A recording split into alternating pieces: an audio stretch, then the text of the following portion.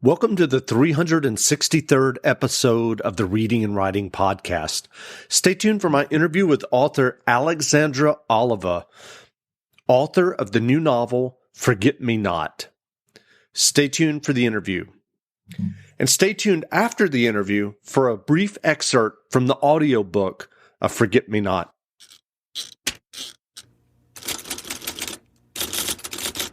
The Reading and Writing Podcast is brought to you by Libro FM. Libro.fm lets you purchase audiobooks directly from your favorite local bookstore. You can pick from more than 185,000 audiobooks, including bestsellers and recommendations from booksellers. You'll get the same audiobooks at the same price as the largest audiobook company out there, but you'll be part of a different story. One that supports your local community and your local bookstore. If you're new to audiobooks, they're the perfect way to get more books into your busy life. You can listen during your commute, while doing chores, walking the dog, or just relaxing at home. All you need is a smartphone and the free Libro.fm app. If you already love audiobooks and don't know what to listen to next, check out recommendations and curated lists from people who know audiobooks best, your local bookseller. Here's your special offer from the Reading and Writing Podcast. Get 2 audiobooks for the price of one today with your first month of membership with the code RWPodcast at checkout. This offer is only valid for new members in Canada and the U.S. Check out Libro.fm today. Welcome back to the Reading and Writing Podcast. My guest today is Alexandra Oliva, author of the new novel, Forget Me Not. Alexandra, welcome to the podcast. Thanks so much for having me. Well, if someone hasn't heard about your novel, Forget Me Not yet, how would you describe the novel? Forget Me Not is a near-future suspense novel about a woman who grew up essentially feral. She was completely isolated and neglected on this walled-off rural property. And when she broke out of this confinement at age 12, she became a social media sensation in all the worst ways. And then as an adult, she's living in Seattle, and she's very isolated and anxious and just lives in fear that people will recognize who she is and bring her back into the public eye. And a new neighbor introduces her to virtual reality and the escapism that can provide. And she kind of retreats into VR as a way of avoiding, all her fears of the real world. But then her childhood home goes up in flames, and there's this cascade of events that force her to confront the truths of her past in a very hands-on way. And do you remember the original impetus or idea that led you to write Forget Me Not? Yeah. So with my first novel, the last one, I had to do a lot of research into how memory works and how memories evolve. And I just learned so much fascinating stuff while doing that research, and I was only able to incorporate a little of it into that novel. So I knew I wanted my next book to be a real deep dive into the fallibility and malleability of memory. So that was kind of where the idea for this book started, because so much of it revolves around this woman's memories of her childhood and what may or may not be true about those memories. And then in order to write kind of the modern day or near future narrative, I started learning a lot about virtual reality, and I just really wanted to have a plot that kind of incorporated trends that I was seeing in social media and the effects of becoming the focus of memification, or becoming the focus of, the social media mob, and how that might affect somebody who is just really isolated and anxious. And I wanted to have all these ideas kind of play off each other. And so what was your writing journey that led you to writing your first novel, the last one? My writing journey for the first novel was, I was working on a different novel, something I now refer to as practice novel 2, when I had the idea for the last one. And I started it as a short story while I was trying to find representation for the other project I was working on. And then at some point, I just dove into the last one, and I knew it was going to be my next novel, and I was never able to sell the one that came before. So it was this process of working on the last one while trying to find representation for something that wasn't actually good enough to be published, and then eventually putting that other novel aside and focusing on the last one, and everything just kind of clicked there, and that one became my debut novel. And had you written prior to that practice novel number 2, or as you Well, there was a referred to practice novel number 1.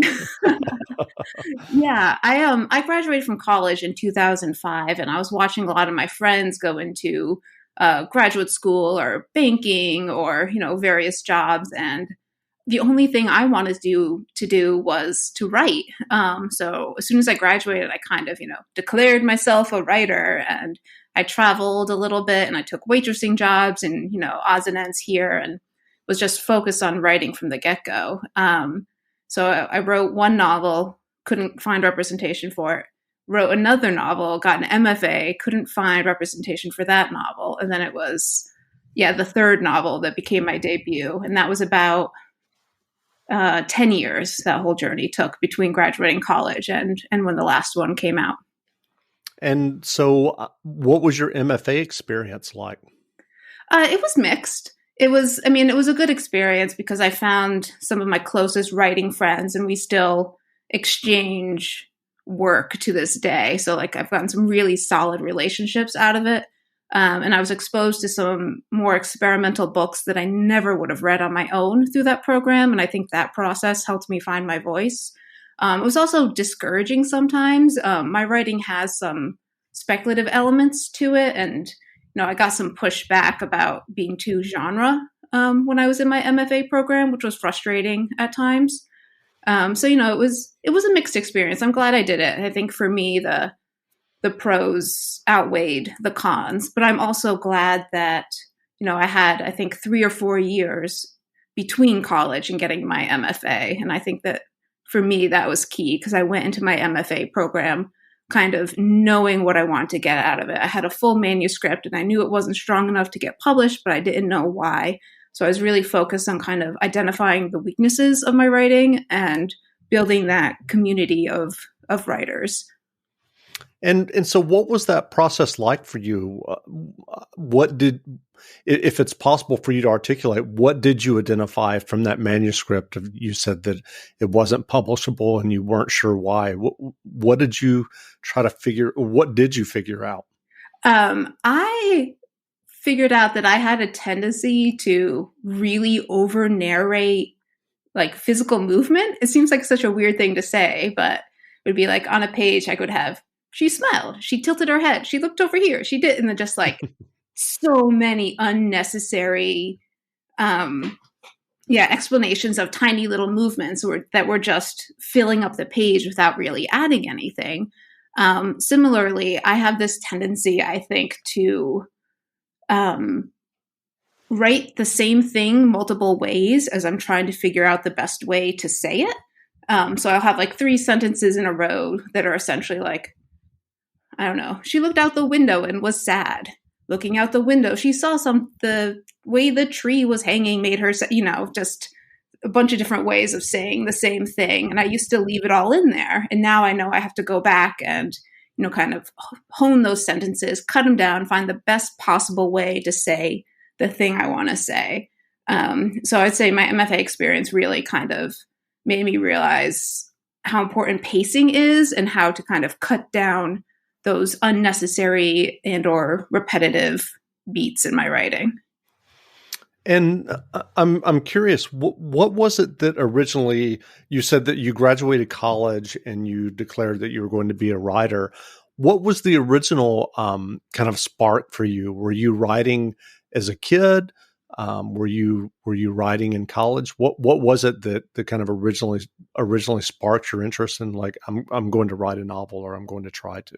As long as I can remember. Like I remember in second grade getting my hands on like Terry Brooks fantasy novels and, these science fiction novels that were just so far ahead of my, reading level, and just being totally absorbed in them and just wanting to contribute to the world of books. I remember in fourth grade, a friend of mine and I got permission to like go work on a novel in the class reading nook during free writing time, and how we like stapled pages of paper together to make it look like a novel. And yeah, just as long as I can remember, I've been really interested in writing. Like I think in elementary and middle school and even high school, if you asked me what I want to be when I grew up, it was always, I want to be a writer and a lawyer. I want to be a writer and a genetic engineer for SETI. I want to be a writer and a politician.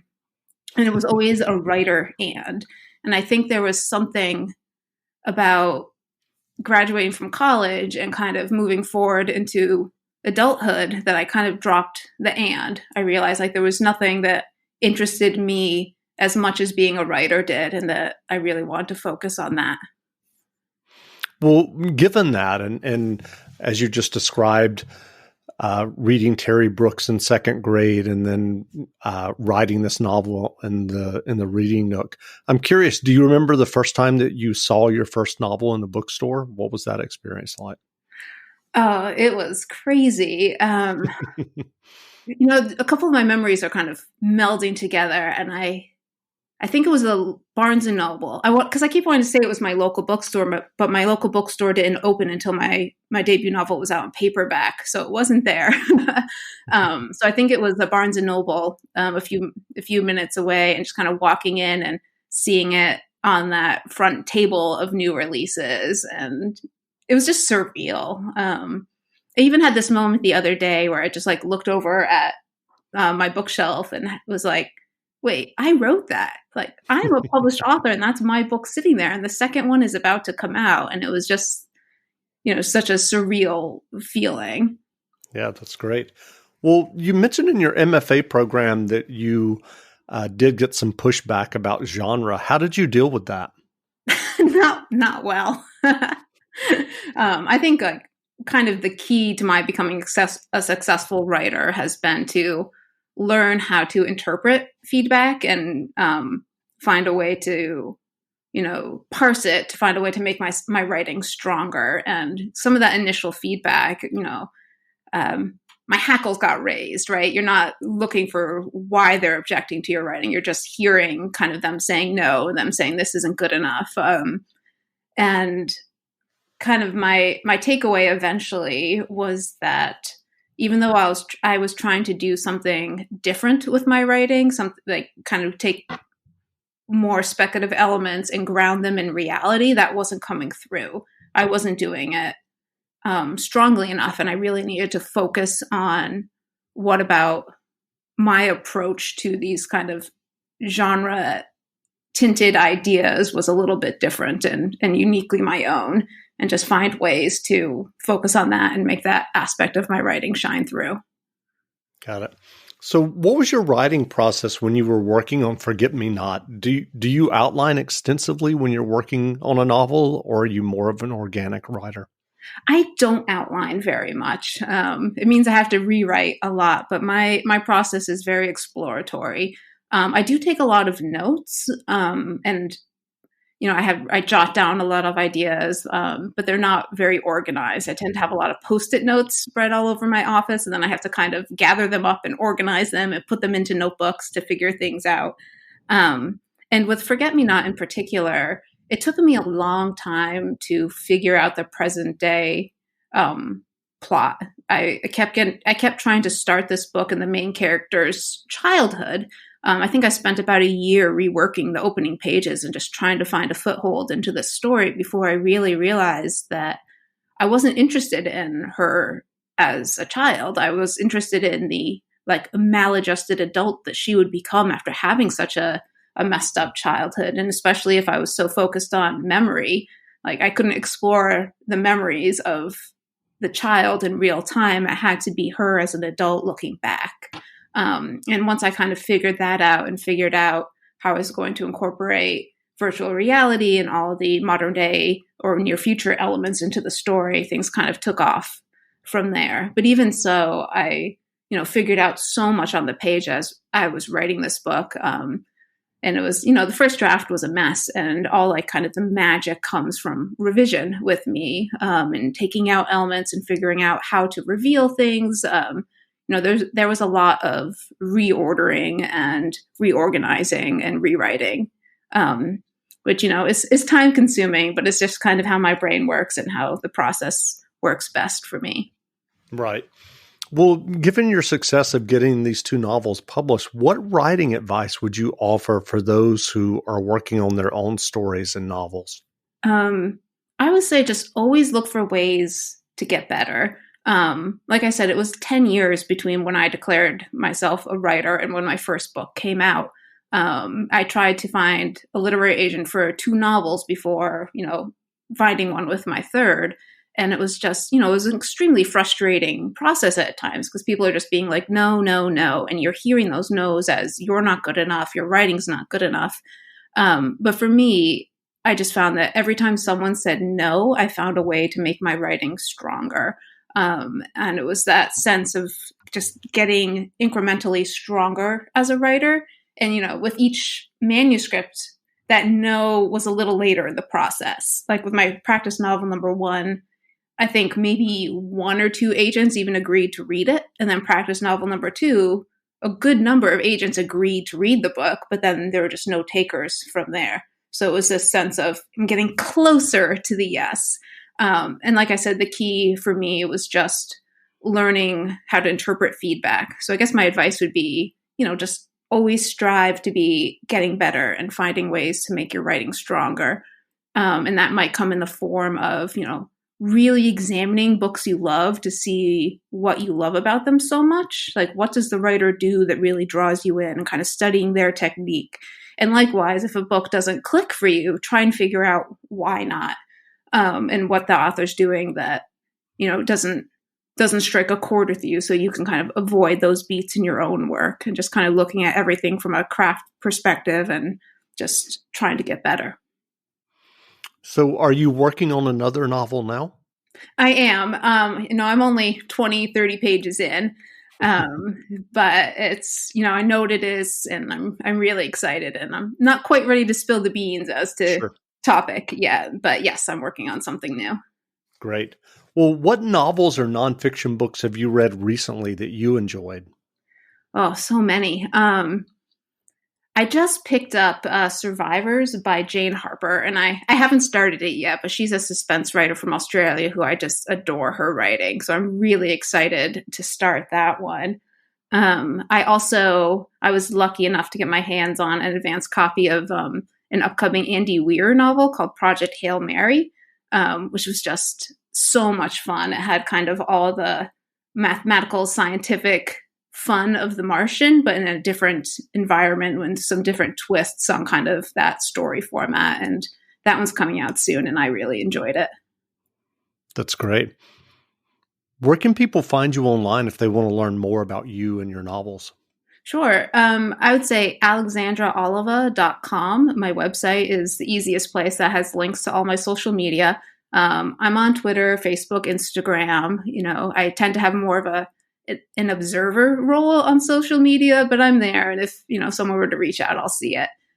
So that's probably your best bet. Great. Well, again, we've been speaking with Alexandra Oliva, author of the new novel, Forget Me Not.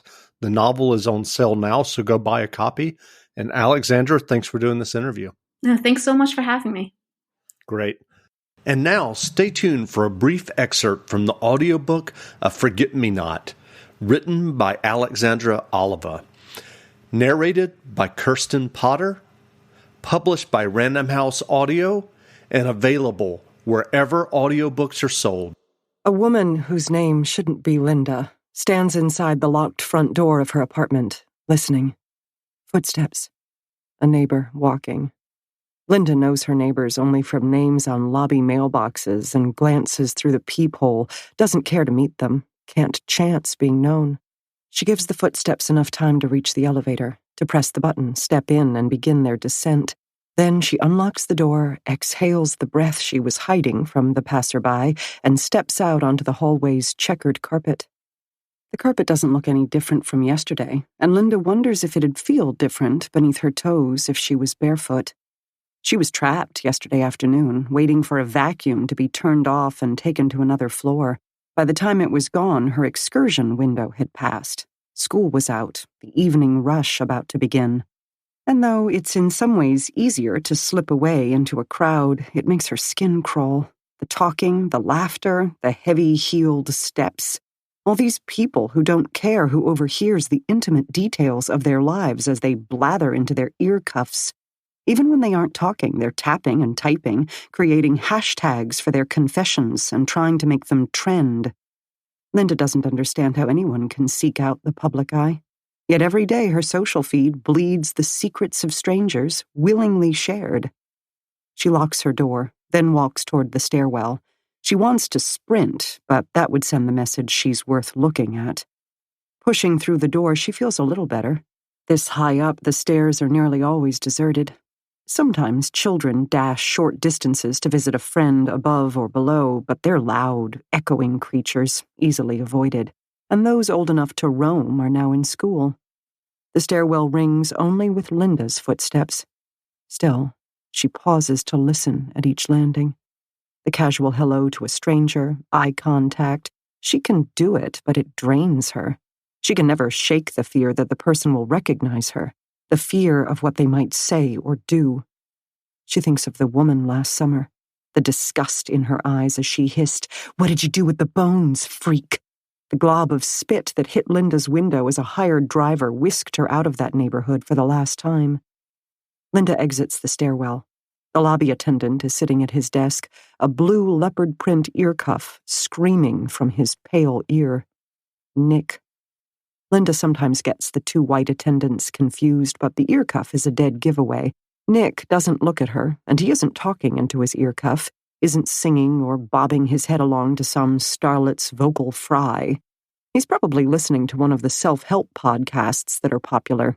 Tips in Attention Splitting is the one Linda keeps seeing mentioned on Social Hub. TAS, Tips for Maximum Efficiency, or Taste Me's. Layers of acronyms. Linda likes to make up her own meanings. She hurries past the attendant thinking, totally anonymous shitheads tell man everything. She didn't want a doorman building. She didn't want to be in the city at all, had asked for a small house in the mountains where it would be just her and the trees, maybe even the occasional fox. But Arthur insisted. It's for the best.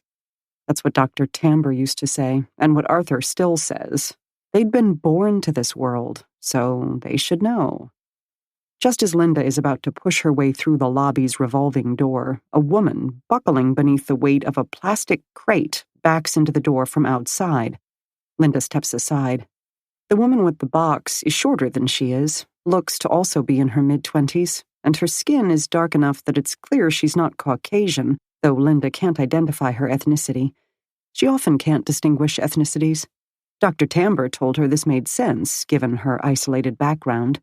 She compared it to Linda's inability to distinguish among Commonwealth accents, a matter of exposure, no more. But interacting with darker-skinned strangers always sends a special nervousness spiking through her. She worries they can sense this wrongness of hers, an ignorance and curiosity she's learned to never admit to aloud. And Linda is curious about the incoming woman. She's striking. Her black hair is short and spiky, save for a violet-dyed swath that falls across one temple, and even burdened with the box, she moves with a grace and confidence Linda covets. When the woman emerges into the lobby, it's as a conqueror. Her eyes catch Linda's and she chirps, "Afternoon." Her irises are the color and pattern of crystallized honey. Linda shifts her gaze to the floor.